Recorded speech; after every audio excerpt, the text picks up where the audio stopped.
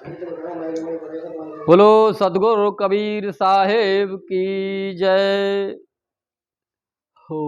साहेब बंदी गुरु ब्रह्मा गुरु विष्णु गुरु देवो महेश्वर है। गुरु साक्षात परब्रह्म तस्मै श्री गुरुवे नमः। देखो गुरु वंदना में साहब ने बताया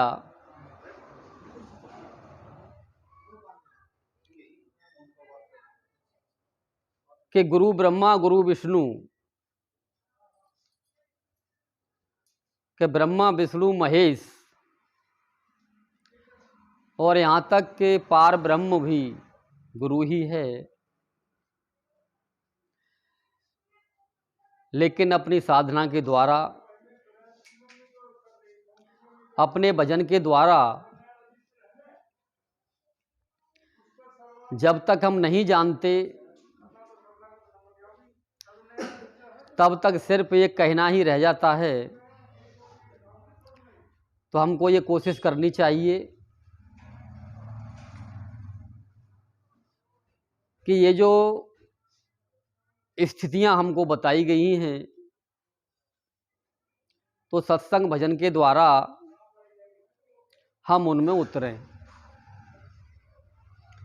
और जब तक हम स्वयं उसमें उतरेंगे नहीं, जब तक हमारे अंदर कभी भी बदलाव आ नहीं सकता, चाहे हम गुरु के साथ 10 साल तक रह लें या 20 साल तक रह लें, कोई फर्क नहीं पड़ेगा। या आप कितने भी पुराने सत्संगी हो जाओ, कोई फर्क पड़ने वाला नहीं होता। तो जब तक अपने अंदर बदलाव जब ही आता है जबकि हम गुरु के बताए हुए मार्ग पर चलते हैं, नित्य प्रति जो भी समय दिया जाता है, समय से पहले हम सत्संग में आ जाएं और कोई समस्या है, कोई बात है समझ में नहीं आ रही, तो हम गुरु से डिस्कस कर सकते हैं, पूछ सकते हैं। इसलिए पहले भी समय दिया जाता है। 5 बजे का समय दिया गया है कि 5 बजे से 8 बजे तक का समय सत्संग के लिए रखा गया है। तो 5 से 8 इसीलिए रखा गया है कि आप 1 घंटे पहले आ सकते हैं, गुरुजी अवेलेबल मिलेंगे और आप अपनी गोष्ठी कर सकते हैं, अपनी समस्या का समाधान कर सकते हैं। या किसी कारणवश जल्दी नहीं आ पाए तो 7 बजे के बाद 7 से 8 में आप रुक करके फिर अपनी समस्या का समाधान कर सकते हैं। लेकिन 7 से 8 में अब ये सिस्टम YouTube पर रिकॉर्डिंग का बना दिया है, क्योंकि जो दूर दराज के लोग हैं नहीं आ पाते तो उनको कुछ लाभ तो मिल ही जाए, क्योंकि संपूर्ण लाभ लेने के लिए तो गुरु से मिलना पड़ता है, गोष्ठी करनी पड़ती है, दर्शन करने पड़ते हैं, तब मिलता है। लेकिन कुछ तो मिलेगा ही मिलेगा, कुछ से कुछ तो अच्छा ही है। तो हम तो ये चाहते हैं भाई सबका कल्याण हो और सभी वो सत्य बात को समझें और समझ करके अपना कल्याण करें। क्योंकि संसार में परेशानियां आना जाना सबका लगा रहता है और यहाँ पर कोई सुखी नहीं है।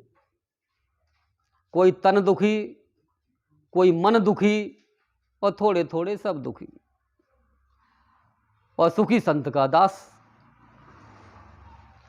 अगर सुखी रहना है तो आपको संत का सेवक बनना पड़ेगा, तब आप सुखी रह सकते हो। लेकिन हम संत के सेवक नहीं बन पाते। यही एक दुख का कारण है। हम अपने बच्चों के सेवक बन जाते हैं, पड़ोसियों के सेवक बन जाते हैं, रिश्तेदारों के सेवक बन जाते हैं, सबके सेवक बन जाते हैं, लेकिन संत के सेवक हम नहीं बन पाते। और जिस दिन हम संत के सेवक बन गए उसी दिन हम सुखी हो जाएंगे। लेकिन संत का सेवक बना कैसे जाए,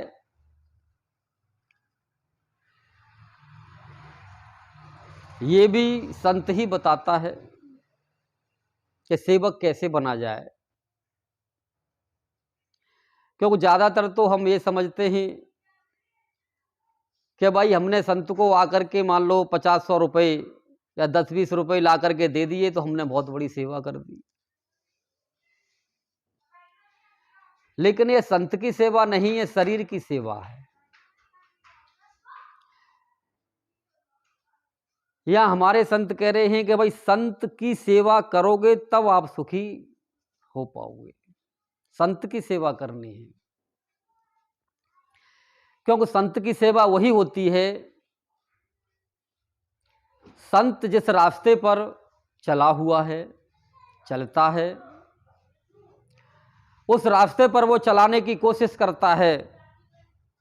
और जब हम उनके बताए हुए मार्ग पर चलें तो यही संत की सेवा है।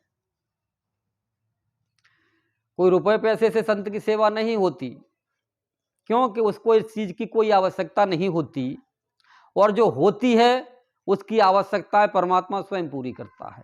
कहां से करेगा, कैसे करेगा, वो उसका काम है। तो जो संत की सेवा में रहता है, करता है, तो वही सुखी हो सकता है, बाद बाकी कोई सुखी नहीं है। अब भिन्न भिन्न तरीके से इसको बताया गया कि नानक दुखिया सब संसार, सुखिया वही जो नाम आधार। यानी जिसने उस नाम को जान लिया। अब नाम है क्या, बता रहे हैं कि नाम आधार, यानी जो अधर का नाम है। अधर कहते किसको है? अधर में आपको बता दूं कि अधर कहीं पर भी अधर का कोई पॉइंट नहीं होता,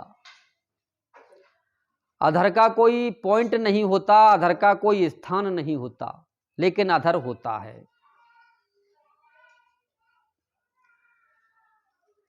तो जब हम उसको जानते हैं, उसको अधर भी कहा, सत्य भी कहा,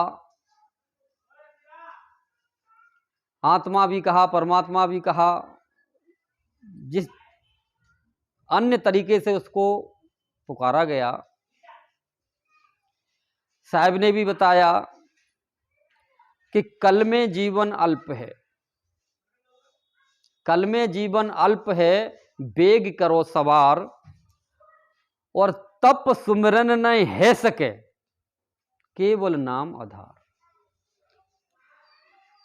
क्योंकि तपस्या जब हुआ करती थी, जबकि हमारी 1,00,000 वर्ष की उम्र हुआ करती थी, 10,000 वर्ष की उम्र हुआ करती थी, सत्ययुग में, त्रेता युग में, द्वापर में, तब तो ये संभव था कि तप सुमिरन न है सके, ये कुछ हो ही नहीं सकता तुमसे। अगर कल्याण चाहते हो तो, मुक्ति चाहते हो तो, केवल नाम आधार। और जिसने उस अधर के नाम को जान लिया वही पार हुआ और वही होगा। बाद बाकी किसी भी युग में कभी भी न पार हुआ है, न आगे होगा, न इस समय हो सकता है। कहीं न कहीं मंडलों में रुकावट आ ही जाएगी, और जब तक उस मंडल का समय है, जब तक उसमें रहेंगे, उसके बाद फिर हमको इस संसार में धकेल दिया जाएगा। पूर्ण मुक्ति के लिए, पूर्ण मोक्ष के लिए, यानी इसी ज्ञान की आवश्यकता है। जब हम गुरु के पास पहुंचते हैं कौन से गुरु के पास? जिसके लिए साहब कह रहे हैं क्या गुरु ब्रह्मा, गुरु विष्णु, गुरुदेवो महेश्वरा, गुरु साक्षात परब्रह्म, यानी सारी खूबियां उसके अंदर भरी हुई हों। ये क्या खूबियां हैं? कि हमको इस बात को जनाए, अनुभव में लाए कि हम शरीर नहीं हैं, हम आत्मा हैं। क्योंकि शरीर जो बनता है परमात्मा की कृपा से, माँ बाप के सहयोग से, जब रज और वीर मिलता है तब शरीर बनता है।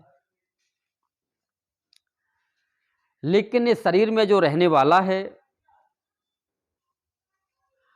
उसका ज्ञान जब हमको होता है तो हमारा नया जन्म होता है। इसी तरह से माँ बाप को जितनी भी सेवा की जाए उतनी कम है, क्योंकि उनके अथक प्रयास की वजह से ये हमारा शरीर इस संसार में आया है। अगर ये हमारा शरीर नहीं होता तो हमको जो सबसे महत्वपूर्ण जो मोक्ष पद है इस शरीर के द्वारा ही मिल सकता है, हमें मिल नहीं पाता। और दूसरे नंबर उस गुरु की बलिहारी, बलिहारी का मतलब होता है समर्पण करना, कि मेरे बस की कुछ नहीं है।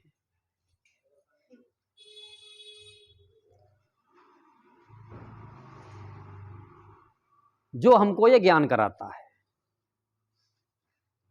कि हम शरीर नहीं, शरीर में रहने वाले हैं, तो हमारा नया जन्म होता है। उस जन्म को कहा गया कि गुरु ब्रह्मा, क्योंकि गुरु ने हमको नया जन्म दिया है, क्योंकि सृष्टिकर्ता ब्रह्मा जी को माना जाता है। और जो आत्मज्ञान कराना वाला गुरु है उसके अंदर सारी ये खूबियां मौजूद होती हैं।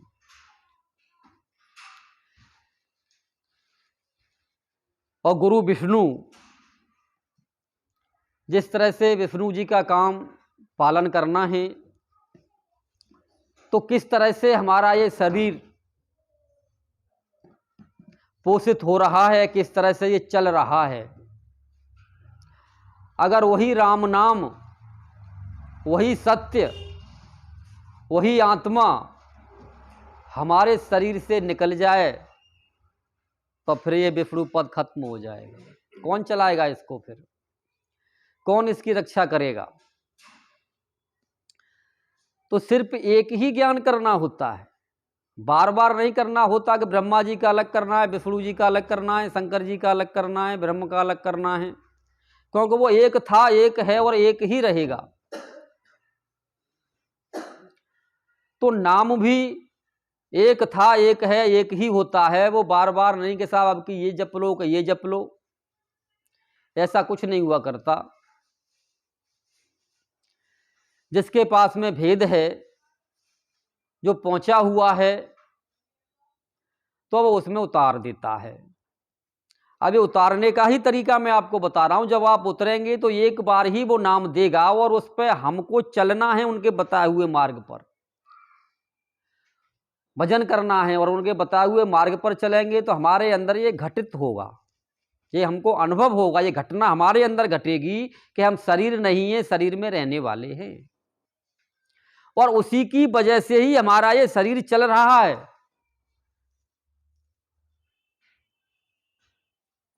और गुरु महेश्वर है, यानी उसी नाम की ही ये पावर है कि यानी हमारे अंदर जितनी भी कुरीतियां थी ना, जन्मों जन्मों के जो संस्कार थे, वो सब खत्म हो जाते हैं, सब नाश हो जाते हैं। क्योंकि शंकर जी का काम क्या है? नाश करना। तो जितने भी काम, क्रोध, लोभ, मोह, अहंकार, आशा, तृष्णा, छल, कपट, ईर्ष्या, द्वेष, मन, बुद्धि, ये सारी चीजें खत्म हो जाती हैं, कुछ भी नहीं रहता, सिर्फ वही रह जाता है जो हमको गुरु ने दिया है।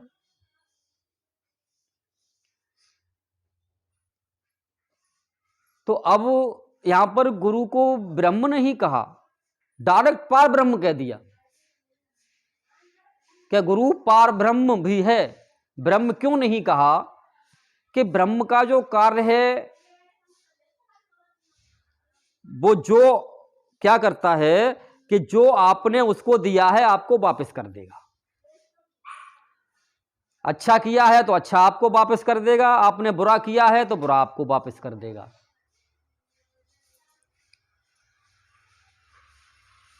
लेकिन यहां पर साहब ने क्या कहा कि गुरु पार ब्रह्म है। पार ब्रह्म क्या है? पार ब्रह्म में पहुंच करके हमारे अच्छा और बुरा कर्म ही नील हो जाते हैं। और जब कर्म ही हमारे नील हो गए तो अब हमको कौन सी ऐसी पावर है जो संसार में भेजेगी? क्यों? कर्मों का भुगतान करने के लिए ही हम यहां आते हैं, और कर्म हमारे रहे ही नहीं, सब खत्म हो गए। तो गुरु मुक्ति का साधन है, गुरु ही जन्मदाता है, गुरु ही पालन करने वाला है, गुरु ही संहार करने वाला है, गुरु ही मुक्ति का दाता है। लेकिन कैसे है? समस्या उत्पन्न ये होती है कि है कैसे? जब तक हम इस ज्ञान के अंदर स्वयं को नहीं ढालते, हम ऐसे नहीं बनते, तब तक बात आपकी बनेगी नहीं। तो जो गुरु बना हुआ है, जिसके पास से मार्ग है, तो उसके अनुसार जब हम चलते हैं तो हम ऐसे अपने आप बन जाते हैं। अपने आप कैसे बन जाते हैं? जैसे कि हम बिगड़ते बिगड़ते कितने बिगड़े कि हम अपने को शरीर ही मानने लग गए। शरीर ही, इतने हम बिगड़े हैं, शरीर ही मान कि हम शरीर ही हैं। तो अब उसी अवस्था में आने के लिए करना क्या पड़ता है कि गुरु के बताए हुए मार्ग पर चलते हैं। तो वो मार्ग है क्या? कि हद हद पर सब हो लिए और बेहद गयान कोय, और बेहद के मैदान में रहा कबीरा सोए। अब सोने का मतलब क्या है कि जब आप उस स्थिति में पहुंचेंगे तो क्या होगा? जिस तरह से पानी है, पानी को कई क्रियाओं से गुजरने के बाद उसकी ठोस बर्फ बन जाती है।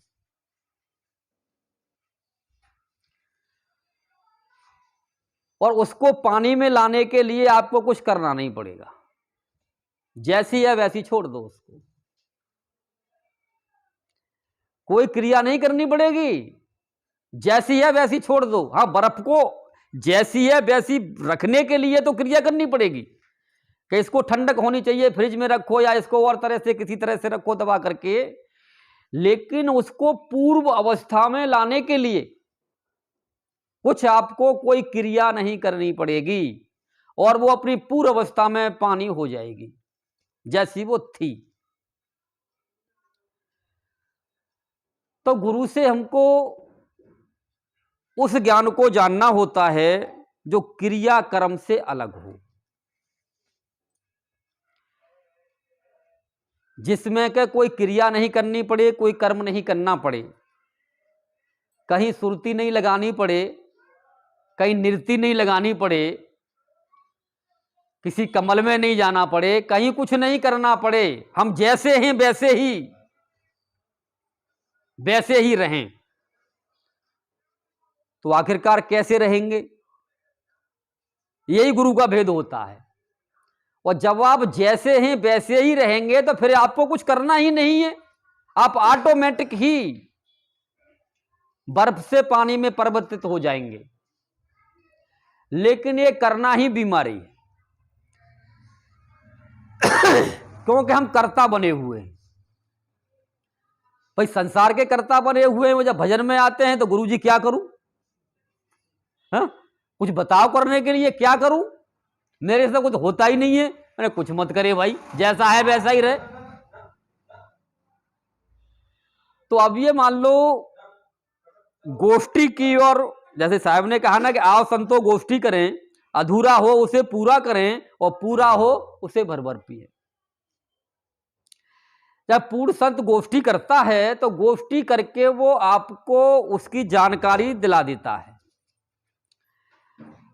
आप उस चीज को जान जाते हैं और जान करके जैसे हैं वैसे ही आप रहते हैं। आपको परिवर्तन करने की आपको कोई आवश्यकता ही नहीं। आप जैसे हो, जिस अवस्था में हो वैसे ही रहो। आप शरीर हो तो शरीर ही रहो, कोई जरूरत नहीं है परिवर्तित होने की, लेकिन जैसे हो वैसे ही रहो। अब कैसे रहेंगे? नहीं, बड़ा मुश्किल काम है भाई। बर्फ को कुछ करना पड़ता है क्या? कोई क्रिया नहीं करनी पड़ती, लेकिन वो पानी बन जाती है। लेकिन हमारे अंदर जो क्रिया कर्म चल रहा है, अब वो कैसे बंद हो? लेकिन अब वो बंद तो होता नहीं, वो चल रहा है, पहले का तो चल ही रहा है। अब गुरुजी के पास पहुंच करके नया और तैयार हो जाता है, नया और बन गया। तो पहले का चल रहा था वो तो चल रहा ही था संसार का, एक नया और हमने बना लिया। अब हम चाहते हैं कि हमारी मुक्ति हो जाए। भाई कैसे होगी? क्योंकि हम तो और ज्यादा फंस गए। लेकिन मुक्ति जब हो हमारी, जबकि हम गुरु के उस बेहद ज्ञान को समझ पाए, और गुरु हमको बेहद में ले जा करके जब ज्ञान देता है बेहद का, तो बताया ना साहब ने कि रहा कबीरा सोए। यानी सोए का मतलब ये नहीं है कि आप बैठ करके यानी रात को सो जाते हैं या भजन में आप सो गए, सुसुप्ति में चले गए, ये मतलब नहीं है। यानी आप निर्विकल्प कैसे होंगे, क्रिया कर्म से अलग आप कैसे होंगे, कोई क्रिया नहीं करनी, कोई कर्म नहीं करना, आप कैसे होंगे, यह भेद की बात है। तो इसी के लिए साहब ने कहा कि भाई जब भेदी के पास पहुंचते हैं कि वस्तु कहीं ढूंढे, कहीं किस विद आवे हाथ, कहीं कबीर तब पाइए भेदी लीना साथ, और भेदी लीना साथ दीनी वस्तु लखाए, और कोट जनों का पंथ विकटता पल में पहुंचा जाए। तो पल का खेल था, है और रहेगा। लेकिन हम उस काबिल बने तब, और काबिल जब बनेंगे जब गुरु के बताए हुए मार्ग पर चलेंगे हम। भाई क्या उन्होंने बताया अभी सत्संग में आना है, और हम बहानेबाज हैं, सत्संग से ही हम मुंह मोड़ लेते हैं। तो सत्संग का मतलब ये नहीं होता, सत्संग तो आप मान लो ये यूट्यूब पे भी सुन सकते हैं, फेसबुक पे भी देख सकते हैं।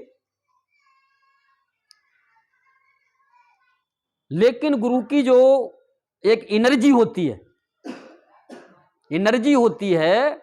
वो एनर्जी तो जब ही मिलती है जबकि मान लो उसमें, जब लाइट में जब हम मोबाइल को चार्ज करते हैं, चार्जिंग उसमें हम लगाते हैं,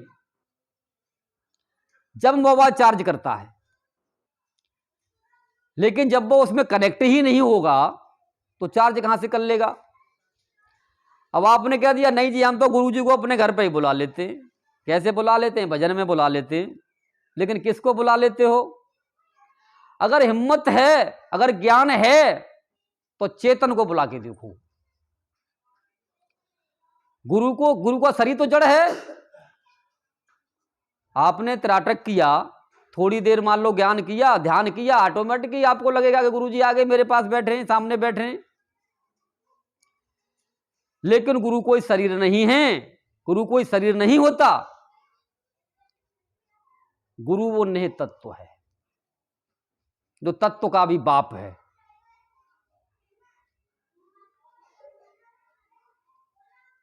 तो उसको बुलाने की प्रक्रिया बिना प्रेम के हो नहीं सकती, और प्रेम करने के लिए जोड़े को मिलना ही पड़ता है। जब तक जोड़ा मिलेगा नहीं तब तक प्रेम होता नहीं। वो दिखावे का प्रेम है। मान लो फेसबुक पे मिल तो लिए, बातचीत भी हो गई, सारी चीजें हो गई, लेकिन प्रेम करने के लिए तो भाई दोनों को मिलना पड़ेगा, तभी प्रेम बढ़ेगा, तभी होगा। तो मिलना बहुत जरूरी है। खाली फोन से ही सारे काम नहीं होते। तो अब देखो, जिस बात को साहब कहना चाह रहे हैं और उसी बात को गुरु भी कहना चाहता है और उसको कह तो देता है। कहने के लिए तो सब गुरु कह देते हैं, लेकिन जो साहब ने कहा उस पर जो हमको ठहरा दे, उतार दे, वही गुरु सत्य है।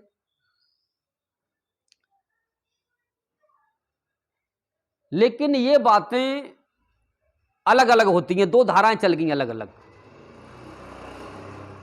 और अब से नहीं चली कोई दो धाराएं, ये हमेशा से चली हैं। जब इस साहब को कहना पड़ा कि मेरा तेरा मनवा एक कैसे होई रे, मैं कहता हूं आँख न की रे देखी, तू कहता है कागज की रे लेखी, के मेरो तेरो मनवा एक कैसे होई रे। क्योंकि हमने किताब में पढ़ा कि साहब ऐसी थी, सतलोक ऐसा है, दुनिया भर की चीजें हैं। सारी किताबों को पढ़ करके हम कह रहे हैं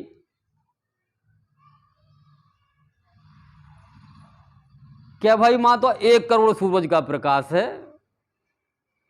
100 करोड़ का है। अरे भाई क्या है, कैसे है? इस विनाशी शरीर में सूर्य के नजदीक कोई चीज नहीं जा सकती। आज तक कोई ऐसा यंत्र नहीं बना जो सूर्य के पास जा सके। तो इतने सूर्य इसमें कैसे घुस जाएंगे? तो किताबी ज्ञान में तो हम चल देते हैं, अब फिर उसको हम ढूंढते हैं। तो कल्पनाओं में जैसे हम खोते जाते हैं, वैसे वैसे ये मान लो हम कल्पनाओं के ज्ञानों में चलते चले जाते हैं। सत्यता से हम बहुत दूर होते हैं। तो आखिरकार मैं कह रहा हूं भाई आप एक सूर्य को ही देख लो, लेकिन अब एक सूर्य को हम देख कहां रहे हैं? हम तो प्रकाश को देख रहे हैं, सूर्य को कहां देख रहे हैं? यानी आखिरकार इस प्रकाश को करने वाला है कौन? उसको तो हम देख ही नहीं रहे। एक के को देख लो, आपको सब समझ में आ जाएगा क्या बीमारी है ये। लेकिन हम तो किताबों में पढ़ गए ना जी 16 सूरज का होता है, क्या 100 सूरज का होता है, क्या ना जी 1 करोड़ का होता है। पता हमें 1 सूरज का भी नहीं है। तो जब ही साहब कह रहे हैं कि मैं कहता आंखों की देखी, अब आंखों की देखी में क्या है? साहब ने क्या कहा कि भाई माथे की दोऊ गई और हृदय गई हिराए, कहीं कबीर जागी चारों फूटी। ताको का समझाऊं? अब जितने भी और जो बनाई गई है, दिव्य दृष्टि, गेव दृष्टि, सुरती ने, ये सब योग को खेल हैं। सब योगियों के ये कमाल हैं। साहब ने तो सिर्फ ये 2 ही बताई हैं, यानी अनुभव ज्ञान, और अनुभव ज्ञान के बाद डायरेक्ट देख ले तेरे सामने बैठा है भाई। माथे की 2 गई, ये माथे की और हृदय की। तो हृदय ज्ञान जो अनुभव ज्ञान है और जो देखना है, तो साहब तो साफ कह रहे हैं, वो यूं नहीं कह रहे कि भैया अरे तुझे श्रुति नेत्र से देखना है, इस नेत्र से देखना है, गेव दृष्टि से देखना है। साहब क्या कह रहे हैं कि भाई वो सतगुरु मोह भावे इन नैन न लख लखावे, और डोलत दृगैन बोलत बिसरे। ऐसी जुगत बतावे। और जब किसी ने आपको गाली दे दी, आप भी गाली देने लगे, बिसर गए, खत्म मामला, कहां जाना। फिर उसमें और तुम में फर्क क्या रहा? अज्ञानी में और ज्ञानी दोनों एक घाट पर ही आ गए।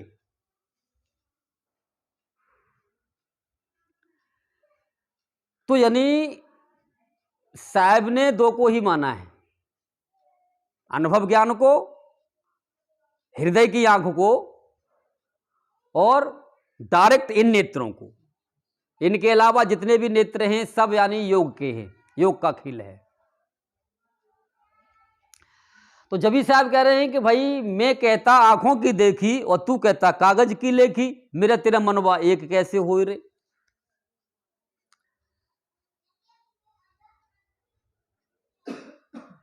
कि मैं कहता तू जागृत रहियो, मैं कहता तू जागृत रहियो और तू जाता है सोई रे। अब होता क्या है कि जागृत स्वप्न सुसुप्ति ये क्या है? ये यानी योगियों का खेल है, साहब का ज्ञान थोड़ा ना ये, क्योंकि इनसे मुक्ति नहीं पाई जा सकती। साहब ने साहब कह दिया कि भाई गोरखनाथ से ऊंचा कोई हो नहीं सकता योगी। कि इंगला बिन से पिंगला बिन से सुषमन नाड़ी, कहें कबीर सुनो हो गोरख कहां लगाओ तारी। और चल किस में रहे हैं? गुरु भी इसी में चला रहे हैं, तो हमें ज्ञान मिलेगा कहां से? भाई अपने ही मुख से आप काट रहे हो कि अक्षर भाषा में नहीं देना, इन नाड़ियों में नहीं जाना, और उनमें ही चला रहे हैं। तो ये तो दो बातें हो गई ना। बात एक ही होनी चाहिए, एक ही बात होनी चाहिए। भाई एक बात करो, लेकिन अब कहीं की ईंट कहीं को रोड़ा, भानुमती ने कुनवा जोड़ा। अब जो अधूरा गुरुपन होता है ना, एक बात यहां से ले ली, एक वहां से ले ली, एक वहां से ले ली, और बहुत तेरी संख्या इकट्ठी कर ली कि गुरु ही यही गुरु है, पूर्ण परमात्मा। और पूर्ण परमात्मा के बाप भी यही है, है? लेकिन जब विवेक यानी शिष्य का विवेक जागता है, शिष्य का विवेक जागता है और वो कहता है कि यार गुरुजी कह तो कुछ रहे हो, करा कुछ रहे हैं, ये तो लफड़ा है। इसका मतलब गुरुजी हमको गुमराह कर रहे हैं, वो भाग लेता है। और जिसका विवेक नहीं जागता वो बेचारा अपने जीवन भर अपने सेवा में लगा रहता है, लेकिन वो सेवा जानता ही नहीं, सेवा कहते किसको है? वो तो गुरुजी को यानी गुरुजी के शरीर को किस तरह से मान लो सुरक्षित रखा जाए। लोगों ने तो यहां तक कर दिया, मरे हुए को सुरक्षित रखने की कोशिशें की हैं, है? भाई गुरुजी मर गए और गुरुजी को मान लो फ्रिज में रख लो। या कहीं मैंने देखा कि गुरुजी की गर्दन कटी हुई वो वहां में सजा दी।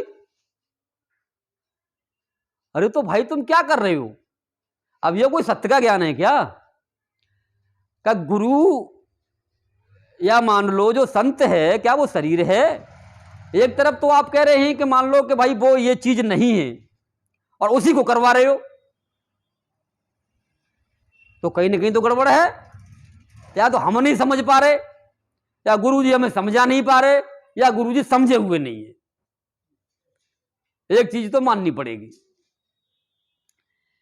लेकिन जबी साहब ने कहा कि कहते हैं करते नहीं, मौके बहुत लबार, तिनके मुंह काले होंगे मेरे साहब के दरबार। अब साहब का दरबार क्या, ये साहब का दरबार ही लग रहा है, ठीक है ना। वहां की तो छोड़ो कि वहां क्या है क्या नहीं है, वो तो एक अलग की बात है। ये साहब का दरबार ही लग रहा है। और कुछ शिष्य ऐसे आ जाते हैं,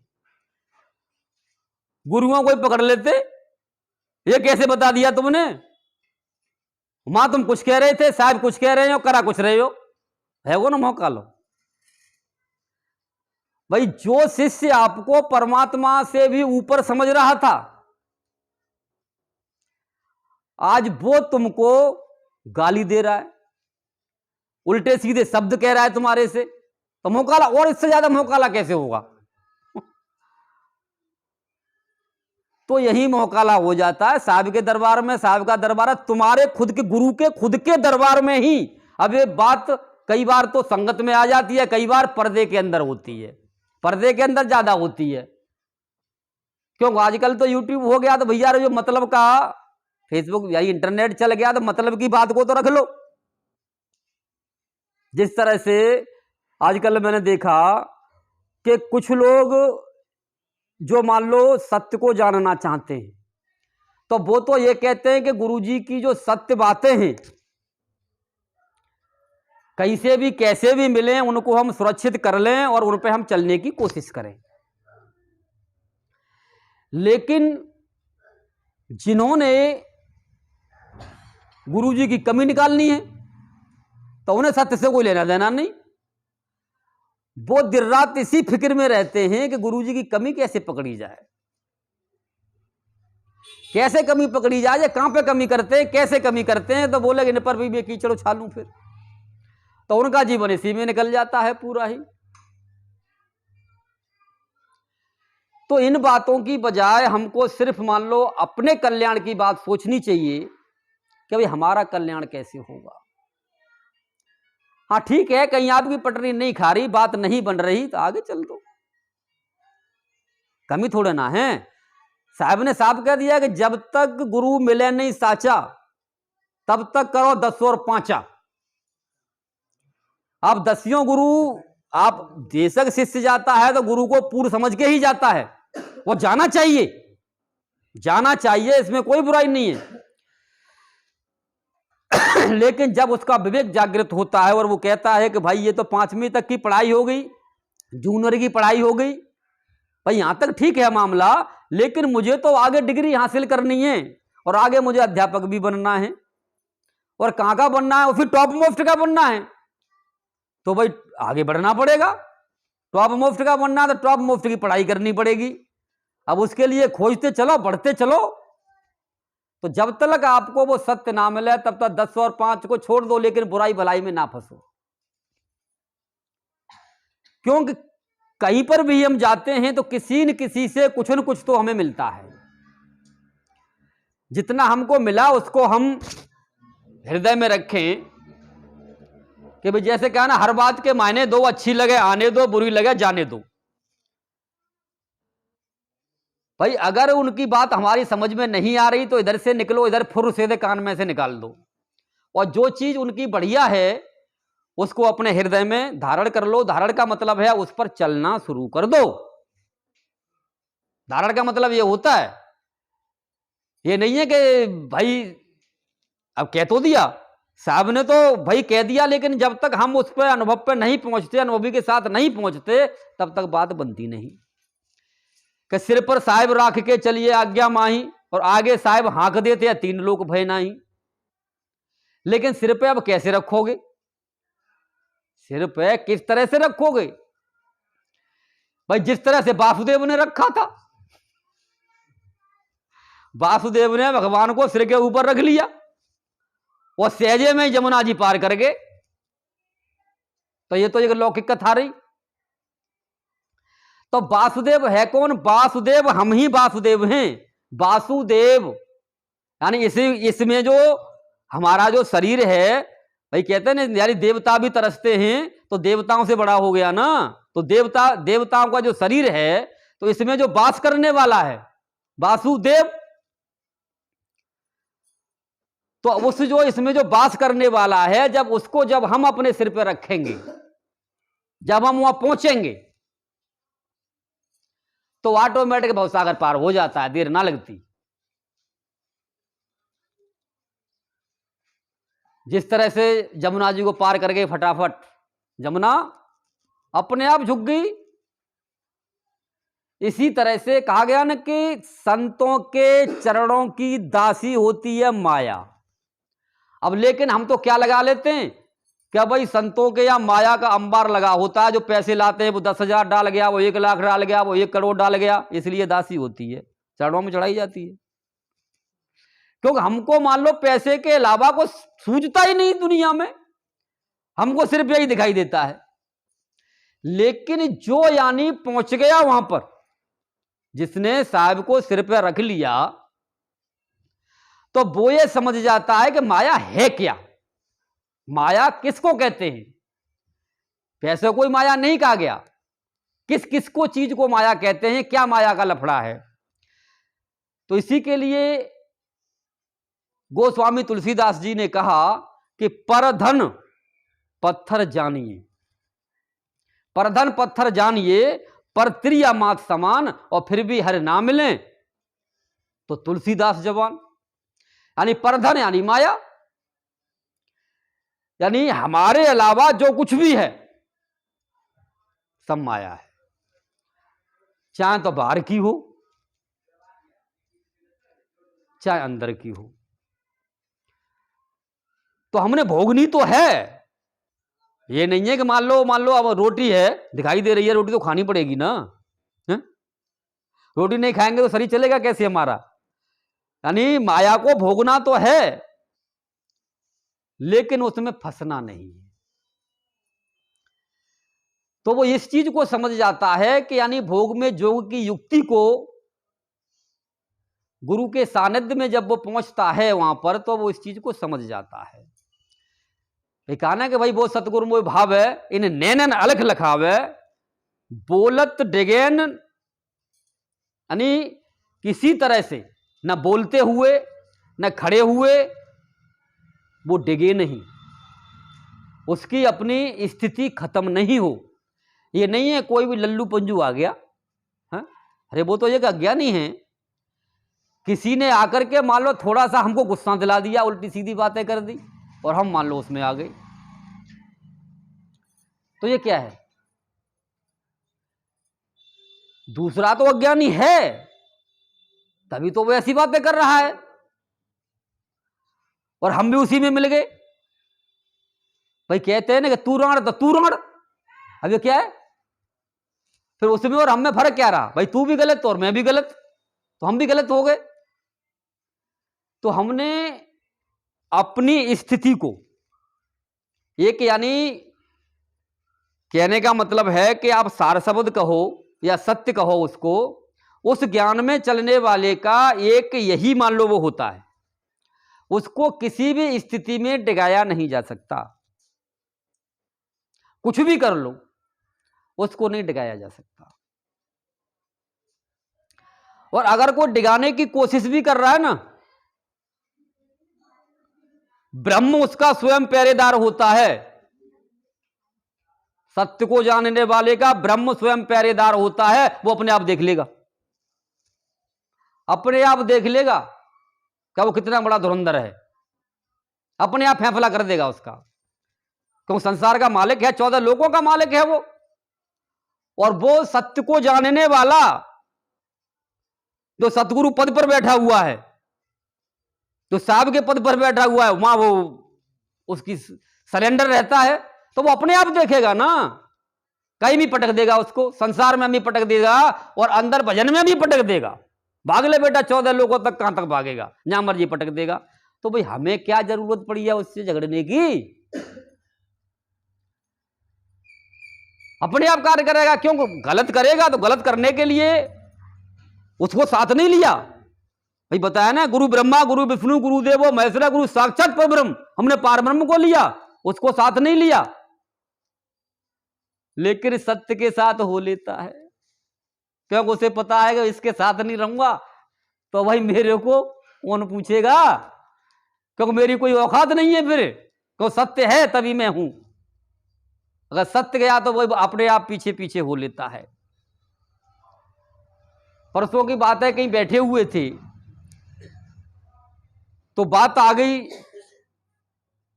कभी किस तरह से मान लो ज्ञान कराया जाए, किस तरह से ज्ञान कराया जाए। उसमें अज्ञानी भी हो, भाई ज्ञान भी जब आते हैं अज्ञानी भी होते हैं, ज्ञानी भी होते हैं, परम ज्ञानी भी होते हैं। लेकिन साहब ने क्या कहा कि ज्ञानी के हम गुरु हैं, ज्ञानी के हम गुरु हैं, हद सूरत में तेरा बाप ही साबित होऊंगा, तू कितना ही बड़ा ज्ञानी मान ले, कि ज्ञानी के हम गुरु हैं और मूर्ख के ही दास।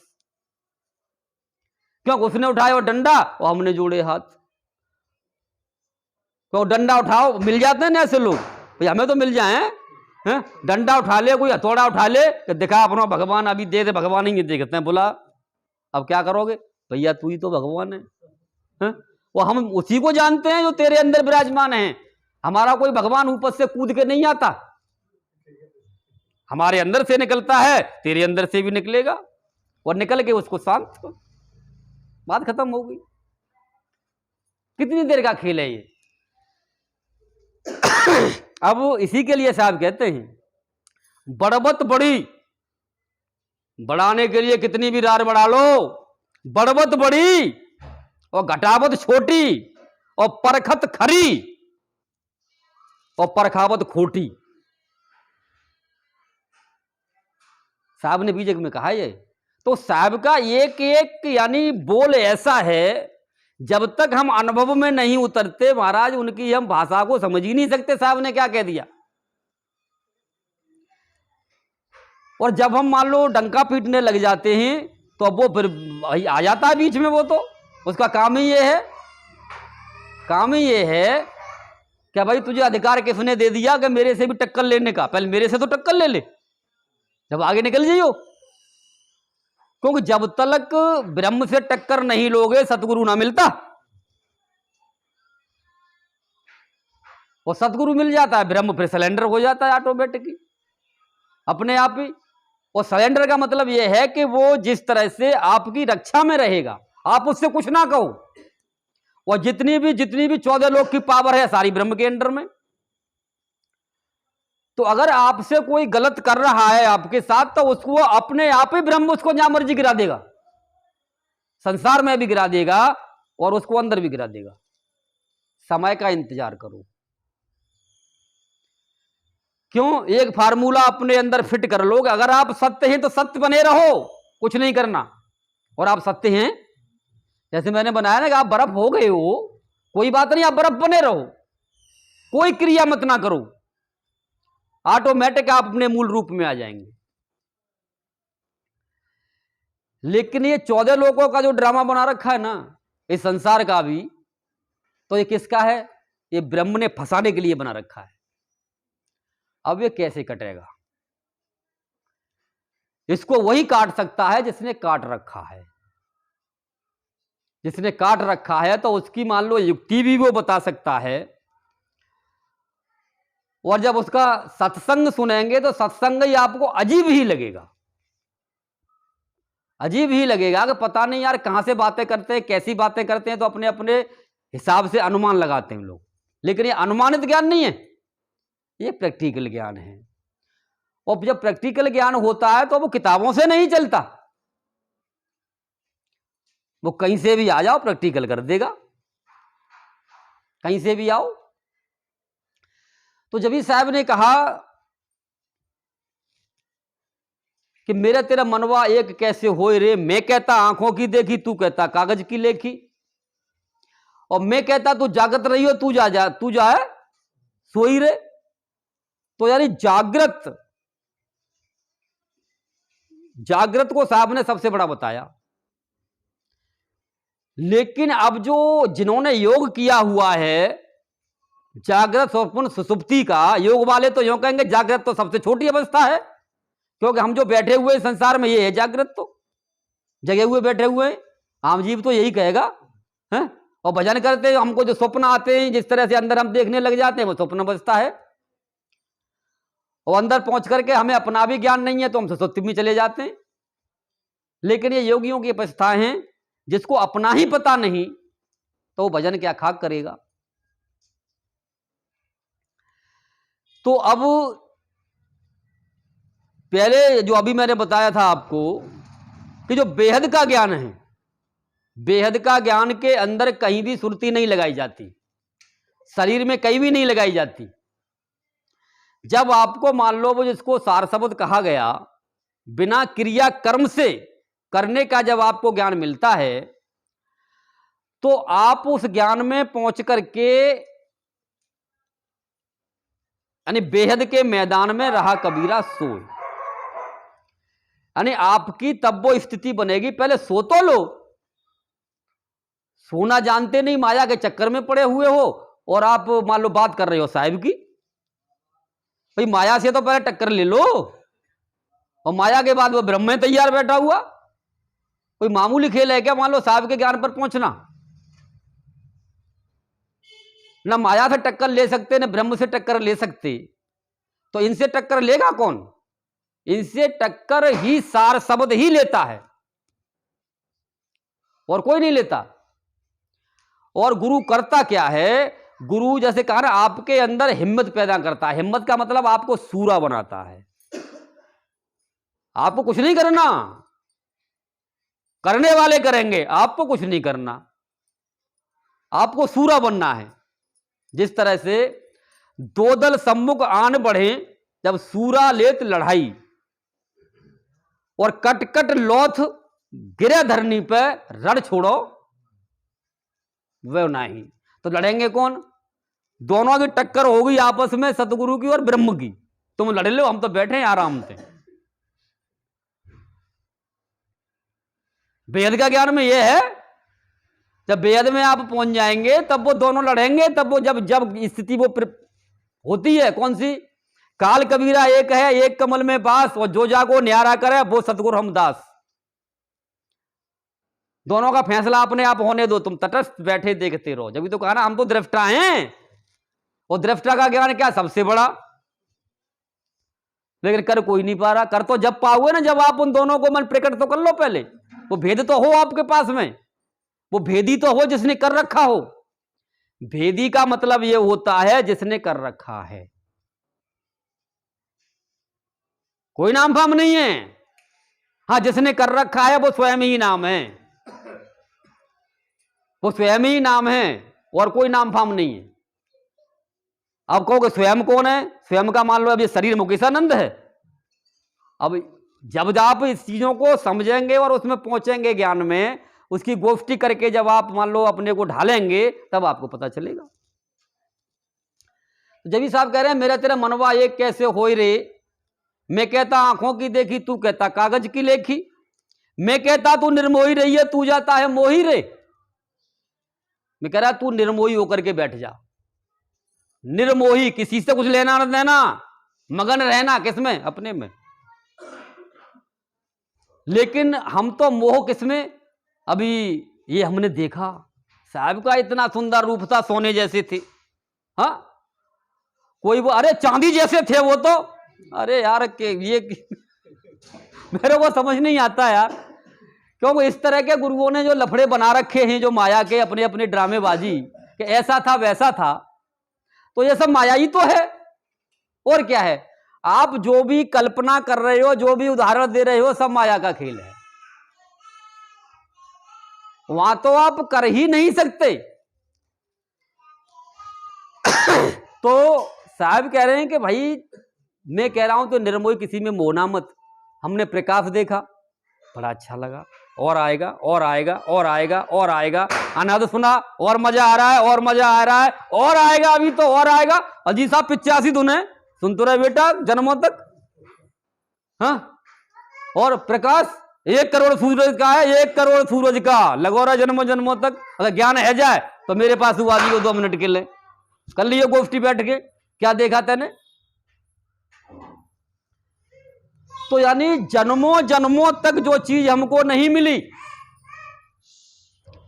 क्योंकि जब मान लो मुझे ज्ञान हुआ, तो उसके बाद में सतगुरु ने मेरे से कहा कि मैं तेरा करोड़ों जन्मों से इंतजार कर रहा हूं। करोड़ों जन्मों से तुझको ज्ञान जनाने के लिए करोड़ों जन्मों से मैं इंतजार कर रहा हूं। आज वो समय आया है, आज वो पल आया है। ये कौन सा ज्ञान है भाई? कबीर साहब तो 650 साल पहले आए हैं। सृष्टि रचने का भी मान लो ये समय है करोड़ों जन्मों से। तो अब ये क्या है? ये पढ़ तो लिया हमने, लेकिन प्रैक्टिकल में जब हम उतरते हैं तब हमें पता चलता है कि कोट जन्म का पंथ विकट था, करोड़ों जन्मों का पंथ विकट था, पल में पहुंचाया जाए।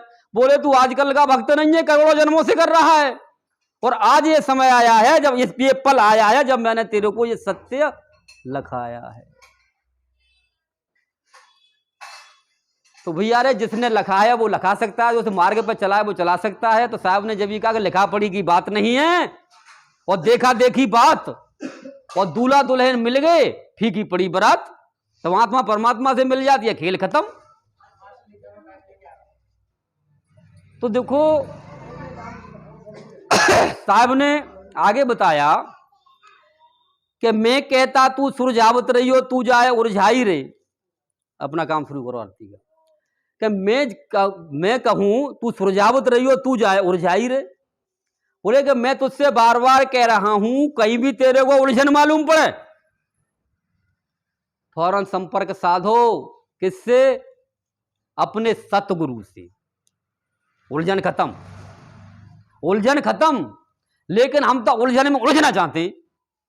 तो उलझन में मजा आता है ना, उलझन में आनंद आता है।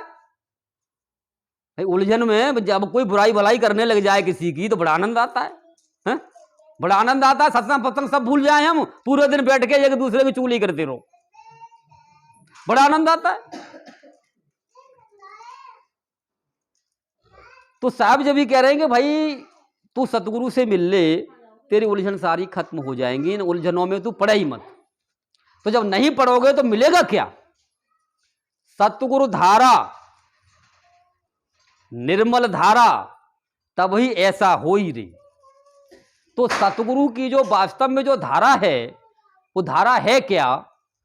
यानी जिस तरह से मान लो कि हम चोटी का बाल पकड़ के खींचते हैं, तब भी पता चलता है। नाखून को पकड़ के, जबकि जड़ हैं, नाखून को पकड़ के खींचते हैं तब भी पता चलता है।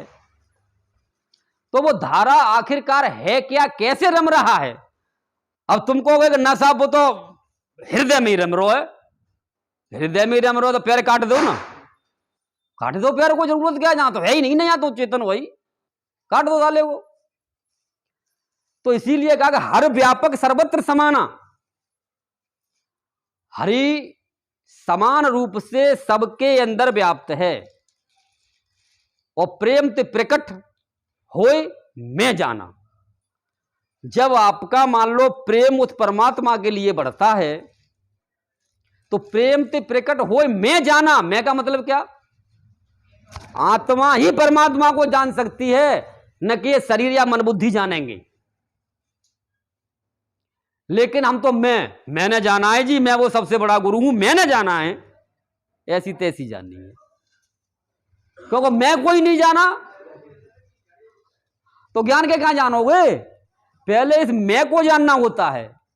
जब ही कहा कि जब ये मैं जावा, तब वो मैं आवा। जब तक ये मैं ही नहीं हमारी हट रही, मैं और मेरा है, मेरे शिष्य तेने तोड़ ले। शिष्य भी टूटते हैं क्या? मेरा आश्रम पे तेने कब्जा कर लिया है। तो ये क्या है? ये मैं मेरा। भाई घर में तो सुना था ये चीजें कि भाई तेने मेरी दौलत पे कर लिया, इस पे कर लिया, तेने ज्यादा माल लिया, कम माल लिया। अब ये गुरुओं के यहां भी चलना लग गया है। कभी तेने मेरे शिष्य तोड़ लिए, तेने मेरी गद्दी पे कब्जा कर लिया, तेने मेरे आश्रम पे कब्जा कर लिया। ये कमाल की बात है यार। बचे कहां फिर हम? कहां जाएं? माया से कैसे बचे? तो गुरुओं के यहां भी माया का ही पोल है, तो कैसे बचे? तो भैया बचने के लिए वो सत्य की खोज करो और सत्य पर चलो। और सत्य की खोज करने के सबसे पहले आपको सत्य बनना पड़ेगा, सत्य मार्ग पर चलना पड़ेगा। और कौन क्या बक रहा है इस बात को छोड़ दो। यह सोचो कि हम कैसे बक रहे हैं, हम कैसे बक रहे हैं यह देखो। क्योंकि हम क्या कर रहे हैं, हम कैसे बक रहे हैं, अच्छा बक रहे हैं, बुरा बक रहे हैं, इसमें मान लो हमारा कल्याण है या हम मान लो गड्ढे में जाएंगे। तो जब ही साहब ने मान लो बताया है उन्होंने, भाई बुरा जो देखने में चला बुरा न मिलिया कोई, और जो दिल खोजा अपना मुझसे बुरा न कोई। तो अपने अंदर देखो ना क्या कमी है, तो पता चलेगा कि यार इससे ज्यादा तो मैं ही गंदा हूं, मैं ही गंदा हूं, तो मुझे अधिकार नहीं दूसरे को गंदा कहने का। तो बोलो सतगुरुदेव की जय।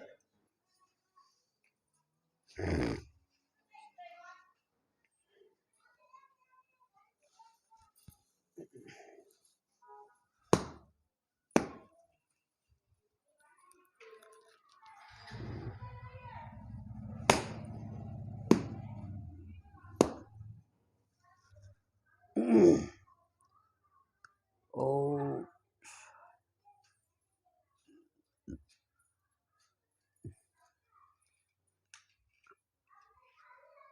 अरे गुलशन, इसे बंद करो यार।